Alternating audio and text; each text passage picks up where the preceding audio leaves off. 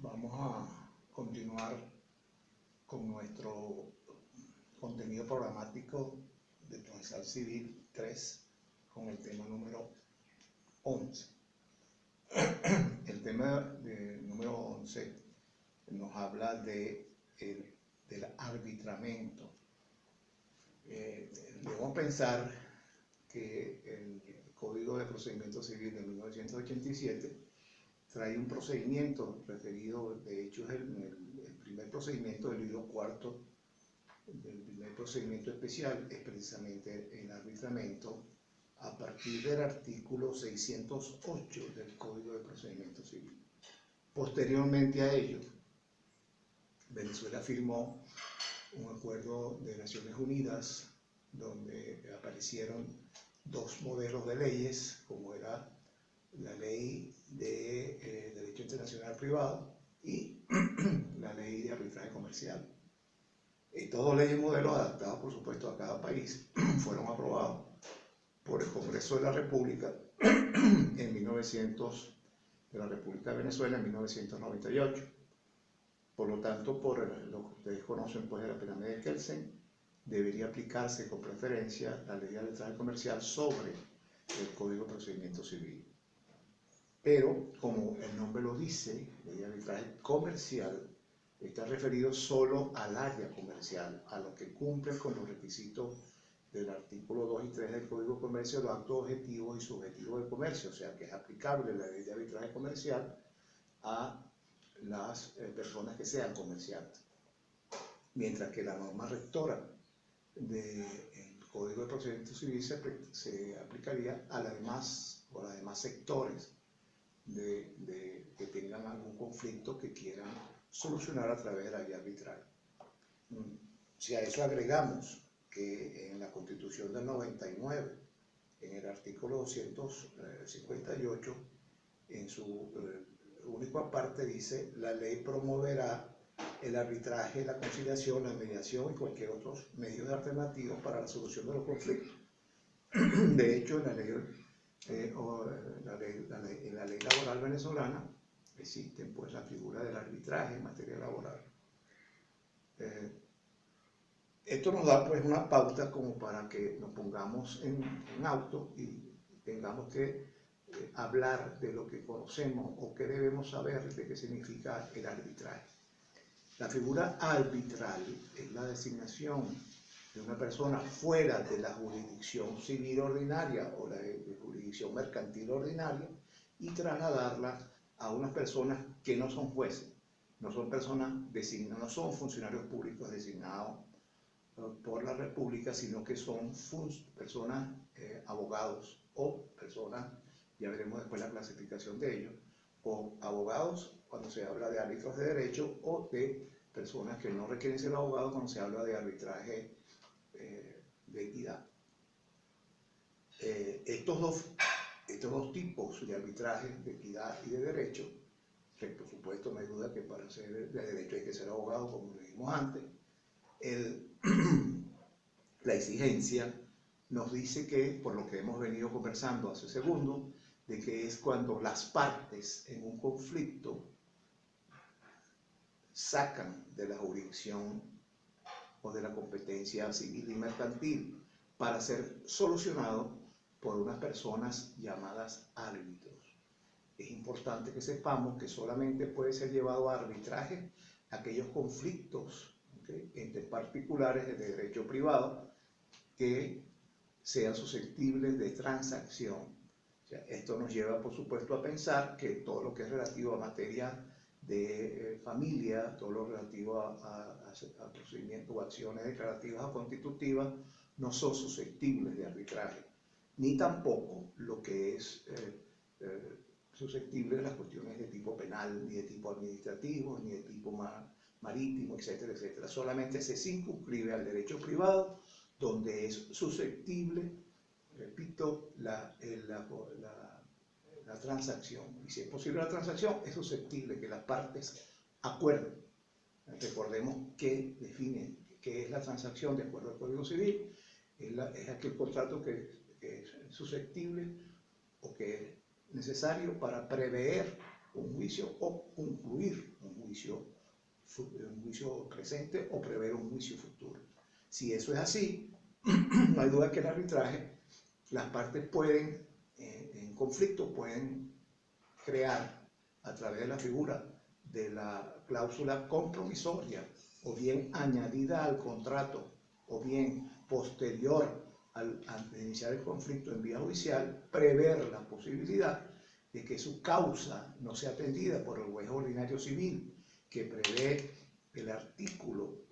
628 del Código de Procedimientos, que nos dice que para todos los efectos de este título es competente en primera instancia el que lo fuere para conocer el asunto sometido a arbitraje. Quiere decir que eso se llama el juez natural civil, que aquel que sería por competencia de territorio, y no hay duda, la materia civil, el que pudiera haber conocido en todos los conflictos que se pueda presentarse, designación de árbitro, de la figura de la consecución de alguna recurso de nulidad, etcétera, etcétera, será competente este juez natural civil, que hubiera conocido en primera instancia. No estoy hablando de primera instancia, estoy hablando en primera instancia de acuerdo a la cuantía, menor a 7.500 unidades tributarias o mayor a 7.500 unidades tributarias. Entonces, no hay duda que debemos tener claro que el arbitraje es cuando las partes del derecho privado deciden que su conflicto, en vez de ser conocido por la jurisdicción civil ordinaria, sea conocido por unas personas llamados árbitros, que serán designados en número impar por las partes para que estos sean los que decidan su conflicto. Como un punto histórico, pudiéramos decir que por primera vez en Venezuela, en 1880, se presentó aquí en la Alta Corte Federal y de Casación, como así se llamó hasta los años 50, en la Corte Suprema de Justicia, y que posteriormente la Constitución del 99, se llama Tribunal Supremo de Justicia. Era el máximo tribunal de la República, nos decíamos que era un Estado federal y por lo tanto era la Alta Corte Federal y de Casación. Y esta Corte Federal de Casación, en el año 1880, recibió una ejecución de un arbitraje ocurrido en Marsella entre dos ciudadanos venezolanos, Pío Fabiani y Roncayolo, sobre un conflicto de una mercancía que había sido llevada pues a ese puerto. En primera instancia, o en el primer momento, no vale la instancia aquí porque estamos hablando entre abogados, en primer momento la Alta Corte Federal de Casación no aceptó esta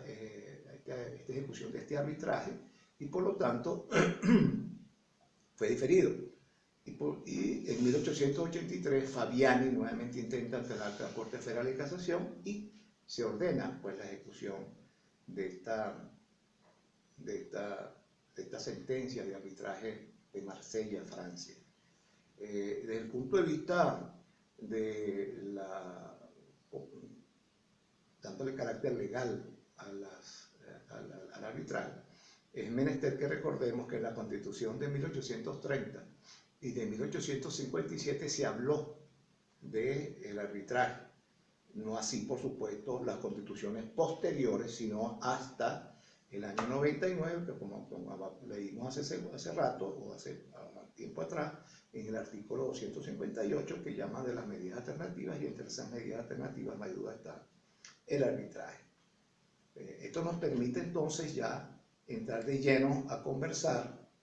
y lo vamos a hacer de tipo comparativo entre los dos textos. Hablo de los dos textos, hablo entre el Código de Procedimiento y la Ley de Arbitraje Comercial. Cuando ustedes estudiaron el mandato judicial en Procesal Civil 2 o Procesal Civil 1, ustedes deben haber estudiado el artículo 154, y en el 154 se dice que, y siguiente, se dice que es un mandato judicial, o cuál es el poder que le da facultad al abogado para actuar por el actor o por el demandado. Y entre una de las exigencias de la ley, de que debe ser, porque son requisitos, requisitos que deben ser enunciados en el mandato, porque son acciones, son actitudes o derechos personalísimos de las partes, entre ellos está la designación de árbitros arbitradores o árbitros de derecho. Si nosotros revisamos el 154 del Código de Procedimiento, vamos a ver que nos dice acá todo poder facultar apoderado para cumplir los actos del proceso que no estén reservados, ¿okay?, a la parte misma. Eso quiere decir que eso es que son personalísimos, pero, y entonces enumera las exigencias personalísimas que son exclusivas de la parte, que se la transfiere a su apoderado. Y es demandar, resistir, transigir, comprometer en árbitros. Comprometer en árbitros. Quiere decir que ya ustedes conocen la figura del arbitraje cuando estudiaron el poder y oyeron ya la palabra de árbitros. Como decíamos antes, la ley de arbitraje comercial habla de aplicar, dice el artículo primero, que esta ley se aplicará al arbitraje comercial sin perjuicio de los tratados multilaterales o bilaterales vigentes. ¿Por qué? Porque en materia de arbitraje internacional, si bien es cierto que existe la figura que ustedes conocen como el exequatur es aquella figura que exige que toda sentencia dictada por un tribunal extranjero debe ser verificada si se cumplieron todos los requisitos del debido proceso y si son aplicables esas ejecuciones en el territorio nacional por la Sala Civil del Tribunal Supremo de Justicia. Mientras que los arbitrajes internacionales, producto pues del CIDE, del CIADI o de cualquier otro organismo internacional aprobado por Naciones Unidas que prevea la figura del arbitraje internacional, no requerirá del exequatur. De hecho, en Venezuela ha sido demandada por una serie de empresas en París por el CIADI, ante el CIADI, por las expropiaciones conocidas por ustedes, que no voy a entrar a discutir cuestiones políticas, pero que fueron demandados a la República de Venezuela y fue condenada. No haya habido un juicio donde Venezuela haya podido ganar, o un arbitraje donde Venezuela haya podido ganar, y esos arbitrajes internacionales son ejecutables, igual que con cualquier sentencia en Venezuela, pero, como ustedes sabemos, la situación política, ninguna empresa extranjera o ninguna decisión arbitral extranjera, porque se sienta beneficiado con ella, va a traerlo al Tribunal Nacional para que sean ejecutados. Por lo tanto, los arbitrajes internacionales han tenido que recurrir a atacar patrimonio de la República que se encuentre en algún lugar del mundo. Quiere decir con esto que, de acuerdo a los convenios internacionales y a la misma ley de arbitraje comercial, los arbitrajes internacionales no requieren exequatur, no requieren aprobación de la Sala Constitucional del Tribunal Supremo, de la Sala Civil, de Casación Civil del Tribunal Supremo de Justicia. Fíjese que el artículo 3 ratifica lo que yo he hablado sobre la transacción. Dice, podrán someterse al arbitraje las controversias susceptibles de transacción que surjan entre personas capaces de transigir, o sea, que tengan capacidad de ejercicio y capacidad de goce. Por supuesto, es susceptible de la transacción, pero dice aquí que sean y que quedan exceptuadas de esa figura de la transacción, aquellas que sean contrarias al orden público y versan sobre delitos o faltas, salvo que la cuantía de la responsabilidad civil. Ustedes recuerden que toda acción penal conlleva, o toda sentencia penal conlleva una acción civil de daño, en tanto son juicios fijados por sentencia definitivamente firme. La del derecho público, la literal B, el estado de capacidad civil de las personas, que ya lo dijimos, los bienes y derechos incapaces sin previa autorización judicial y sobre la que haya recaído sentencia definitivamente firme, exacto, cuestiones de tipo patrimonial. Acuérdense ustedes que la jurisdicción venezolana, o sea, de los tribunales venezolanos, priva sobre cualquier decisión de un tribunal extranjero, salvo que se trate, no hay duda, de un tribunal arbitral, como hemos dicho anteriormente, o de una decisión de árbitro, como hemos dicho, en virtud pues de la misma ley que estamos hablando. Yo decía hace rato de que a dónde se fijaba ese acuerdo de las partes de que llegara a un conflicto, se pudiera decir a través de la figura de árbitro, o era decisión de ambas partes acordarlo de esa manera. Y eso se llama en derecho, como ustedes lo han estudiado en los contratos en semestres anteriores, un pacto añadido al contrato, o como así se llamaba en Roma, o de una cláusula añadida al contrato, así como existe la cláusula penal en el sentido de la previsión de daño futuro, es lo que se llama en derecho la cláusula penal, o sea, hablando en idioma más entendible, que ustedes lo saben, la cláusula penal es aquella cláusula que se fija en un contrato para que en el futuro, si hay algún daño que el contrato, en el contrato se haya podido causar a alguno de los dos contratantes, existe esa figura que eso se pudiera llamar, de acuerdo a la nueva teoría del daño,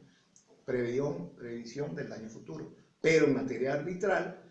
este pacto añadido al contrato, esta cláusula compromisoria, es la que va a regir las reglas de qué tipo de árbitro va a ser, qué va a ser el conflicto que se va a solucionar, cuál procedimiento se va a tomar, etcétera, etcétera, etcétera. Entonces es importante que en todo pacto o todo contrato pudiera acordarse la figura de la cláusula compromisoria. Cuando hablaba anteriormente sobre el conflicto de la República contra las empresas que fueron expropiadas en el actual gobierno, por el actual gobierno, en caso específico por el presidente Chávez, los contratos de todas estas empresas transnacionales tenían la cláusula compromisoria. No hay duda de que todos los conflictos se resolverían a través del arbitraje internacional y nunca por las disposiciones o por los tribunales venezolanos. Y por eso es que Venezuela ha sido demandada entre el CIAD en el Tribunal Arbitral Internacional y, como dijimos antes, ha perdido todas las causas. El acuerdo de arbitraje, dice el artículo 5, es un acuerdo por el cual las partes deciden someterse al arbitraje todas o algunas de las controversias que hayan surgido o puedan surgir entre ellos con respecto a una relación jurídica contractual. Eso es lo que nos dice el artículo 5 de la Ley de Arbitraje Comercial.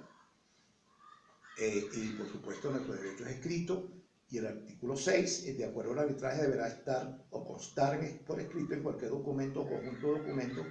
que den constancia a la voluntad de las partes de someterse al arbitraje. Eso es lo que yo llamo de esa cláusula que debe ser agregada al contrato, incorporada al contrato como una cláusula adicional sobre la figura arbitral. Inclusive, en materia de arbitraje, el tribunal arbitral tiene competencia hasta de decidir en relación a su validez como tribunal arbitral, según lo que nos dice el artículo 7. Como dijimos antes, el artículo 8 define o nos dice que hay dos tipos de árbitros.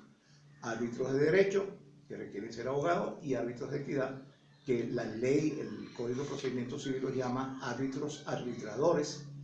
que en esencia son árbitros de equidad. El Código de Procedimiento, la ley las llama árbitros de equidad, pero el Código también los llama, en materia civil, los árbitros de derecho, y en la ley de arbitraje también llama árbitros de derecho, o sea, y los requisitos son iguales. Los árbitros pueden ser de derecho o de equidad. Los primeros deberán absorber las disposiciones de derecho en la fundamentación de sus laudos. Entramos a conocer un término nuevo, que es un laudo arbitral. Como dijimos antes, los árbitros no son jueces, y si no son jueces, ellos no pueden dictar sentencias, porque la facultad sentenciar es exclusiva de los jueces, y los jueces de la República nombrados por la República, a través de los órganos legales competentes o deben ser nombrados, tal como dice la ley. Mientras que los árbitros no emiten sentencias, como dijimos ya, sino que emiten una figura que se llama laudo arbitral. Y si los árbitros son de derecho, estos laudos arbitrales de derecho deben cumplir los requisitos del artículo 243 y siguiente del Código de Procedimiento sobre narrativa, motiva y dispositiva, de que debe ser ejecutable, no debe contener ultrapetita, no debe ser clara, precisa para poder que sea ejecutable, como dijimos antes, y no debe absorber la estancia, o sea, no debe declarar empate, tienen que tomar la decisión de acuerdo a los 154 sobre uno o sobre otro de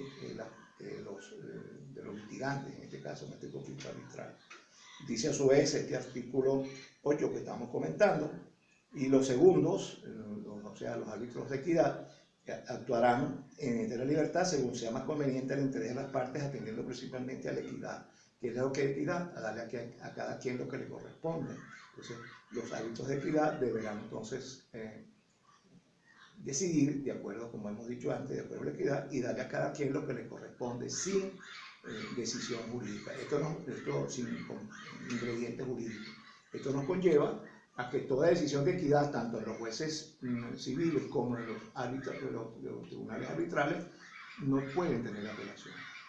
porque darle a cada quien lo que le corresponde, no hay derecho discutible, ya se asignó y las partes decidieron que fuera por equidad, por lo tanto, toda decisión de equidad es inapelable. En todo caso, al admitir un laudo arbitral de derecho, tanto en el Código de Procedimiento en materia civil como en materia mercantil, pueden ser apelables si el pacto, el convenio, la cláusula compromisoria prevé la posibilidad de tribunal arbitral. Puede ser apelada, repito, ante un juez superior civil ordinario, dependiendo, como dijimos antes, de la cuantía, o ante un tribunal arbitral que pudiera tener, puede ser designado o convenido en esa cláusula compromisoria. Si nosotros buscamos, para hablar ya de la casación, si nosotros buscamos aquí en el Código de Procedimiento Civil, en materia de las decisiones que pueden ser recurribles ante el Tribunal Supremo de Justicia, dice acá, en el ordinal, recuerden que también lo estudiamos aquí en el primer tema cuando hablábamos de la ejecución de la sentencia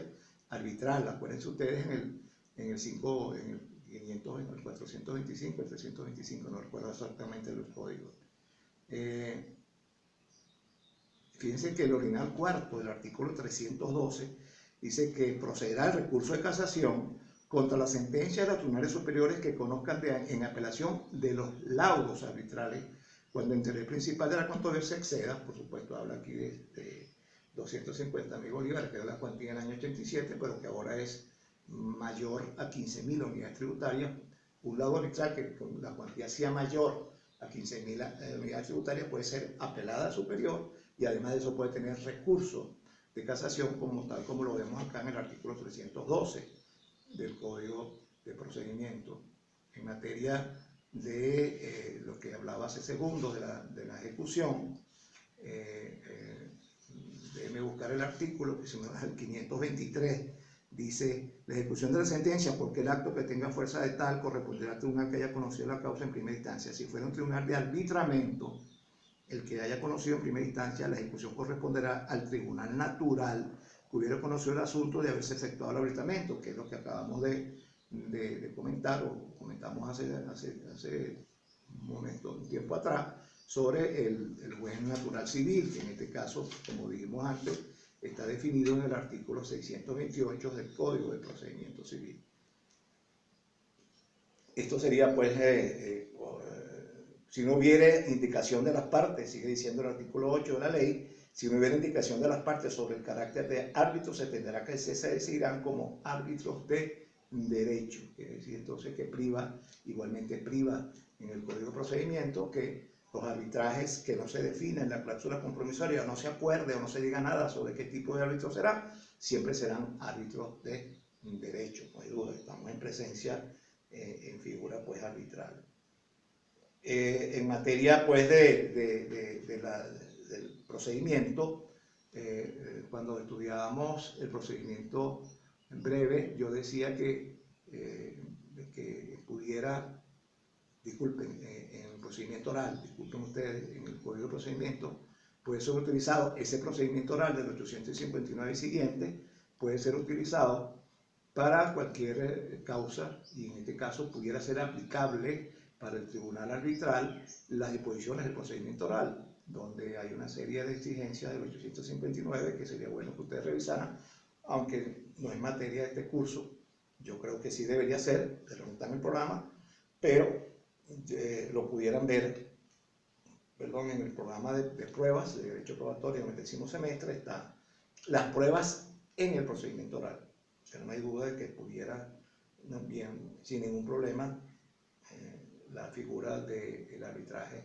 perdón, disculpen, del procedimiento oral en un procedimiento arbitral de derecho. ¿Okay? Repito, porque la equidad debe llevar la exigencia de que, como todo procedimiento que yo les he dicho a ustedes siempre, que es la etapa alegatoria, una etapa probatoria y una etapa decisoria. En materia de equidad y en materia de derecho va a ser igual. Por supuesto, en materia de derecho las exigencias jurídicas son mayores. ¿Por qué? Porque como son abogados, los árbitros son abogados, deben velar pues, por el cumplimiento de la ley. Aunque en materia de equidad y de derecho, árbitros arbitradores, como dice el Código de Procedimiento, y de equidad, como dice la ley, debe entenderse pues que deben cumplir esos tres estadios: alegación, probanza y decisión. Inclusive la norma tanto procesal civil como la ley de arbitraje dice que los tribunales arbitrales pueden pedir apoyo a cualquier fuerza pública objeto de si debieran dictar alguna medida precautelar, algún embargo, algún secuestro, etc. No hay duda pues de que ellos tienen necesariamente tendrían que utilizar las autoridades, pues la colaboración. Dice aquí el 622 del Código de Procedimiento que así los tribunales ordinarios o especiales como las demás autoridades públicas están en deber de prestar a los árbitros toda la cooperación que sea de su competencia para que puedan desempeñar bien su cargo. ¿Okay? Entonces no hay duda que los auxiliares de justicia, inclusive otros tribunales, deberán prestar colaboración a los tribunales arbitrales, y eso está en el Código de Procedimiento como en el tiempo, pues en la figura de que deben usar. En materia, insisto, diferenciar entre árbitro arbitrador y árbitro de derecho es que el arbitrador o el de equidad decidirá de acuerdo a la equidad, el derecho tendrá que decidir de acuerdo al derecho y sus decisiones son apelables. Hay una serie de figuras que deben proceder en materia del proceso ya designado los árbitros por las partes. Estos deben fijar un tiempo para que sea consignado sus honorarios. Recuerden que estos no son árbitros, pero jueces nombrados por la República que gozan de un salario, por lo tanto, esta es una actuación fuera de la jurisdicción civil ordinaria y por lo tanto deberá pactarse unos honorarios previos primero para los gastos de funcionamiento del tribunal arbitral y segundo para los honorarios de estos profesionales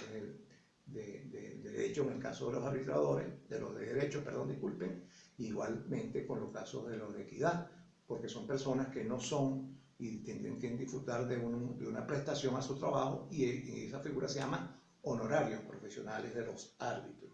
En Caracas, en Venezuela, de hecho, existen dos lugares donde funcionan tribunales arbitrales, está la infraestructura, que es lo que se llama en la ley de arbitraje comercial como el tribunal, la sede institucional. Y esa sede institucional funciona un tribunal arbitral en la Cámara de Comercio de Caracas y otra en una sede institucional en la Benanchan, en la Asociación Venezolana Americana, que queda en el Rosal, en Benanchan. Y estas dos instituciones tienen las instalaciones necesarias para que los tribunales arbitrales puedan constituirse, tienen personal, etcétera, etcétera, y todos esos costos tendrán que ser pagados por las partes. Y es una causa, repito, que no va a tener ningún conflicto de paralizarse por alguna causa, porque no hay despacho, etcétera. Ellos tienen que trabajar durante el lunes a viernes, durante todos los días, tienen que sustanciar las causas en un breve tiempo. De hecho, en el tribunal arbitral se fija que las causas deben tener, no podrán pasar más de 6 meses, dice el artículo 22 de la arbitraje comercial, y por lo tanto hay una brevedad, y esa brevedad tiene que venir dada para el conocimiento pues, del tribunal arbitral. Dice, pudiéramos terminar esta primera etapa o este primer segmento para continuar posteriormente.